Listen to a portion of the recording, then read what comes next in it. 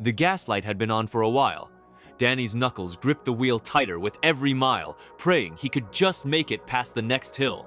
The heater was broken, and the cold seeped in through every crack in the old Ford Taurus.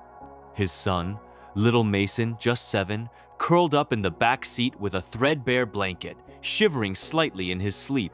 Danny's fingers trembled not from the cold, but from everything.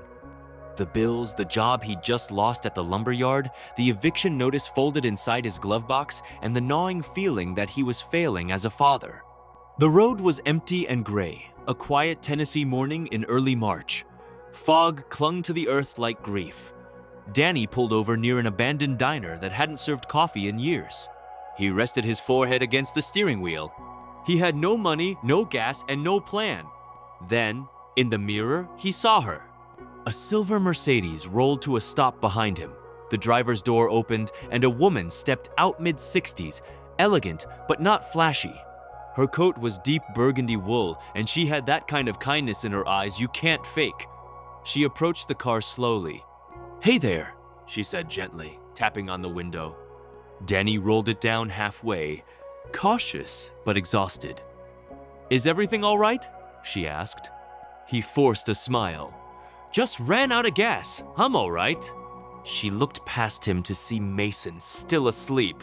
"You sure?" He didn't reply right away. Pride was a hard thing to swallow, but the woman waited patiently.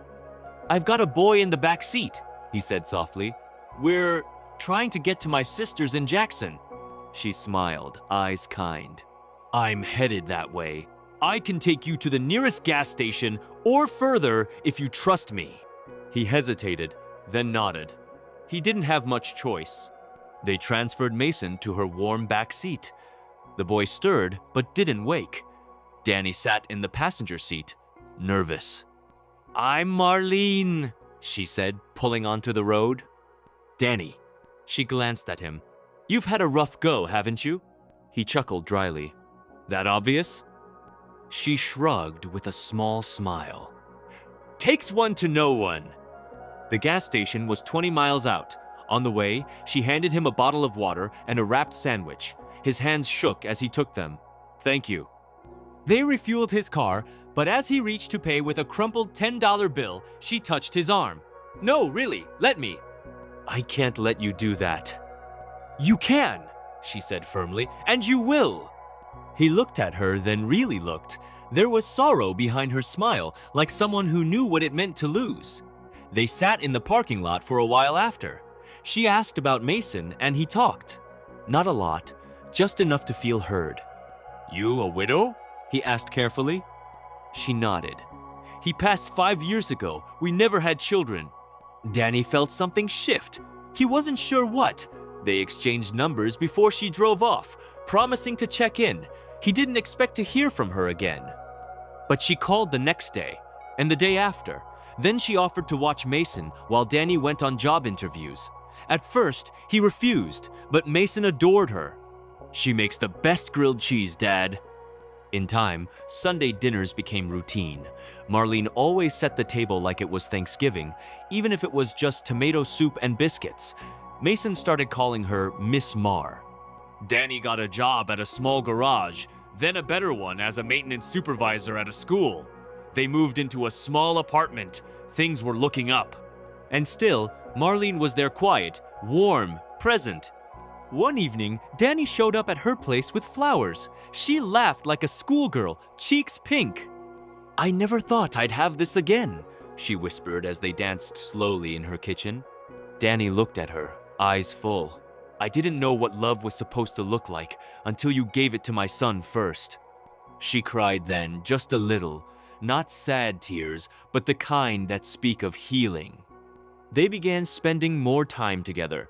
Family outings to the park, board game nights, Sunday evening drives to the lake. Danny learned that Marlene used to be a music teacher before retiring early, having inherited a fortune from her late husband's family business in pharmaceuticals. She never flaunted it, never even hinted at the kind of wealth she had.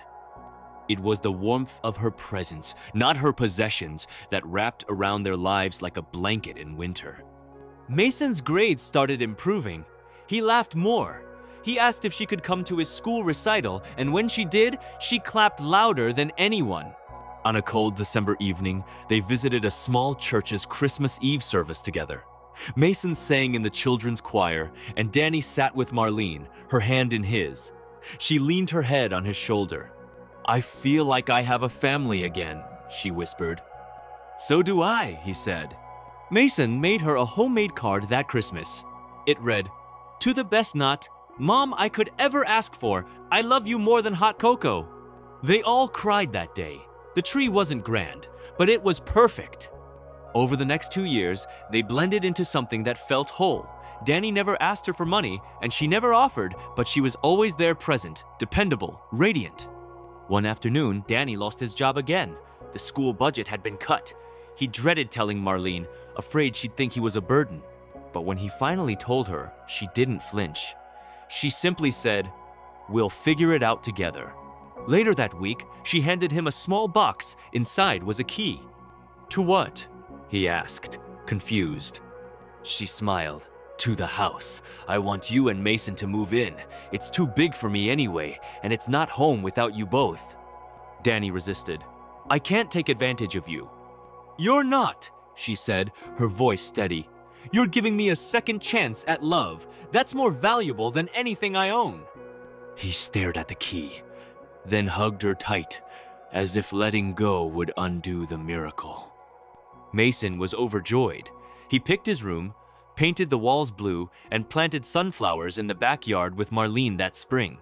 On Mason's 10th birthday, Danny proposed. It wasn't fancy, just a quiet moment by the lake where they used to take Sunday drives. "Marlene," he said, his voice trembling, "I don't have much, but what I do have is yours." She said yes before he could finish. Their wedding was held in the same backyard they'd filled with laughter, stories, and the scent of fresh biscuits. Mason gave a toast. "I never had a mom growing up," he said, voice cracking. "But God sent one anyway." The guests clapped, some wiping their eyes. Marlene squeezed Danny's hand. A struggling dad once accepted a ride from a stranger. He didn't know she was wealthy. He didn't know she'd fall in love with his broken heart. And he never imagined she'd stitch their little family back together with nothing but kindness and grace. Has kindness ever changed your life? Share in the comments. And remember, even the smallest gesture can lead to the most unexpected miracles. This story is a work of fiction or dramatized for entertainment purposes. While it may be inspired by real human emotions and events, all characters, names, and situations are either entirely fictional or modified for storytelling. This content fully complies with YouTube's community guidelines and is intended to inspire, not mislead,